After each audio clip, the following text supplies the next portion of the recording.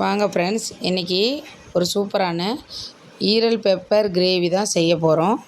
அது எப்படி செய்கிறதுன்னு பார்க்கலாம் வாங்க.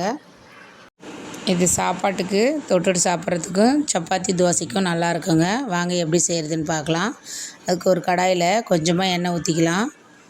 எண்ணெய் ஊற்றிட்டு எண்ணெய் சூடான உடனே வெங்காயம் கொஞ்சம் போட்டுக்கலாம். நான் 4 வெங்காயம் சேர்த்துருக்கேன். 4 வெங்காயம் நல்லா வதக்கிக்கலாங்க. கொஞ்சம் நேரம் எண்ணெய் கண்ணாடி பதம் வர வரைக்கும் கொஞ்சம் நல்லா வதக்கிக்கலாம். கொஞ்சமாக ஒரு 2 ஸ்பூன் இஞ்சி பூண்டு சேர்த்துக்கலாம். இஞ்சி பூண்டு கொஞ்சம் பச்சை வாசனை போகிற வரைக்கும் வதக்கிக்கலாம். ஒரே ஒரு பச்சை மிளகா போட்டிருக்கேன். பச்சை மிளகாவும் சேர்த்து நல்லா வதக்கிக்கலாங்க. பாருங்கள், இந்த மாதிரி கண்ணாடி பதம் வர வரைக்கும் நம்ம நல்லா வதக்கலாம். கொஞ்சமாக கருவேப்பிலை சேர்த்துருக்கேன். கருவேப்பிலையும் போட்டு நல்லா வதக்கிக்கலாங்க. நம்ம போட்ட இஞ்சி பூண்டு வாசனை பச்சை வாசனை போகிற வரைக்கும் நல்லா வதக்கிடலாம். இப்போ அது வரைக்கும் நான் ஈரல் நல்லா கழுவிட்டு கட் பண்ணி வச்சுருக்கேன். அந்த ஈரலையும் நம்ம அந்த கடாயில் சேர்த்துக்கலாம். நம்ம வெங்காயம் வதக்கி வச்சுருக்கிற இதில் கடாயில் சேர்த்துக்கலாம். நான் 1/4 கிலோ வாங்கியிருக்கேன். எல்லாமே அதில் போட்டு சேர்த்துக்கலாங்க. போட்டு நல்லா கலாரி விட்டுக்கலாங்க. பச்சை வாசனை போகிற வரைக்கும் கொஞ்சம் கலாரிக்கலாம். அதுலேயே கொஞ்சம் தண்ணி விடும். தண்ணி ஊற்றக்கூடாது. அந்த தண்ணி ஊற்றாமல் அப்படியே நம்ம கலாரிக்கிட்டே இருந்தோம்னா அதுலேயே தண்ணி வரும். கொஞ்சமாக அந்த தண்ணி சுண்டுற வரைக்கும் நம்ம நல்லா கலாரிக்கலாங்க. பாருங்கள், இந்த மாதிரி வதக்கிட்டே இருக்கும்போது தண்ணியெல்லாம் வற்றி வருது.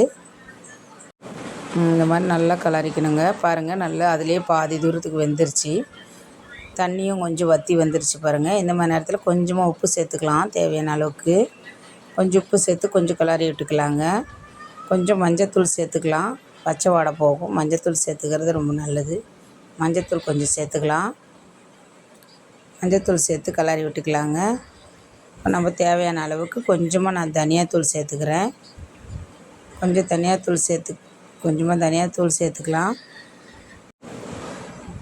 இப்போ பாருங்கள், இந்த மாதிரி பச்சை வாசனை போகிறதுக்கு மஞ்சத்தூள் போட்டு நான் வதக்கிட்டுருக்கேன். இப்போ கொஞ்சம் நான் தனியாத்தூள் சேர்த்துக்கிறேன். கொத்தமல்லி தூள் சேர்த்துக்கலாம். தனியாத்தூள் சேர்த்துட்டு கொஞ்சம் தேவையான அளவுக்கு மிளகாத்தூளும் கொஞ்சம் சேர்த்துக்கலாம். கொஞ்சமாக தேவையான அளவுக்கு காரத்துக்கு ஏற்ற மாதிரி கொஞ்சம் மிளகாத்தூளும் சேர்த்துக்கலாம். நான் அதிகமாக சேர்க்க போகிறதில்ல, ஏன்னா மிளகு போடுறதுனால மிளகாத்தூள் ரொம்ப கம்மியாக தான் சேர்த்துக்க போகிறோம். மிளகாத்தூள் கொஞ்சமாக சேர்த்துக்கலாங்க. அப்போ தான் நல்லா கிரேவி நல்லா கருப்பாக வரும்.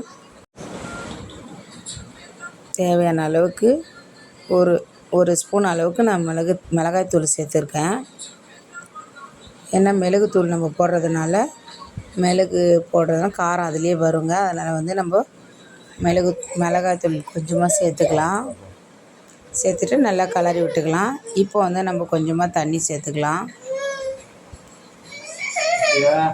தண்ணி சேர்க்கறதுக்கு முன்னாடி கொஞ்சம் மட்டன் மசாலா சேர்த்துருக்குறேன். நான் மட்டன் மசாலையும் ஒரு ஸ்பூன் அளவுக்கு சேர்த்துருக்கேன். அதையும் போட்டு நம்ம கொஞ்சம் கலாரிக்கலாம்.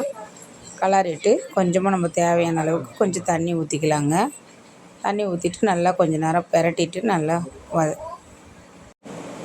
பாருங்கள், இந்த மாதிரி நல்லா பெரட்டி விட்டுருக்கலாம். நல்லா சுருண்டு வெந்து வந்துருச்சு. ஈரல் சீக்கிரமாக வெந்துடும். அதனால் கொஞ்சமாக தண்ணி ஊற்றிக்கலாம். நான் கொஞ்சம் கிரேவி போல் வர்றதுக்காக கொஞ்சம் தாராளமாக வச்சுருக்கேன் தண்ணி. நான் சாதத்துக்கு சாப்பிட்றதுக்காக கொஞ்சம் கிரேவி போல் வரணுன்றதுக்காக இந்த மாதிரி தண்ணி ஊற்றி வச்சுருக்கேன். கொஞ்சமாக தண்ணி சேர்த்துக்கலாம். தண்ணி கம்மியாகவும் சேர்த்துக்கலாம். சீக்கிரமாக வெந்துடும். அதனால் நீங்கள் உங்களுக்கு தேவையான அளவுக்கு தண்ணி சேர்த்துக்குங்க. பாருங்கள், ஒரு 5 நிமிஷம் 10 நிமிஷம் மூடி வச்சா போதும். மூடி வச்சு கொஞ்ச நேரத்தில் வெந்துருங்க. பாருங்கள், வந்துருச்சு. இப்போ இந்த மாதிரி பதம் வந்த உடனே நம்ம தேவையான அளவுக்கு கொத்தமல்லி போட்டு பாருங்கள், இந்த மாதிரி நல்லா வந்துருச்சு. நல்லா கொதிக்குது. இன்னும் ஒரு 5 நிமிஷத்தில் நம்ம ஃபுல்லாக வந்துருங்க.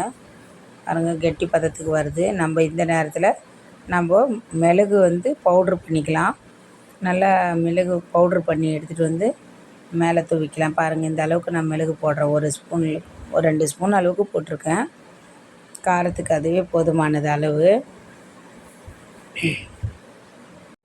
நீங்கள் மிளகு பவுட்ரு கிடச்சா கூட மிளகு பவுட்ராக கூட போட்டுக்கலாம். நான் குறுமிளகு பவுட்ரு பண்ணி போட்டிருக்கிறேன். அந்த மாதிரி போட்டாலும் இன்னும் டேஸ்ட்டு நல்லாயிருக்கும்.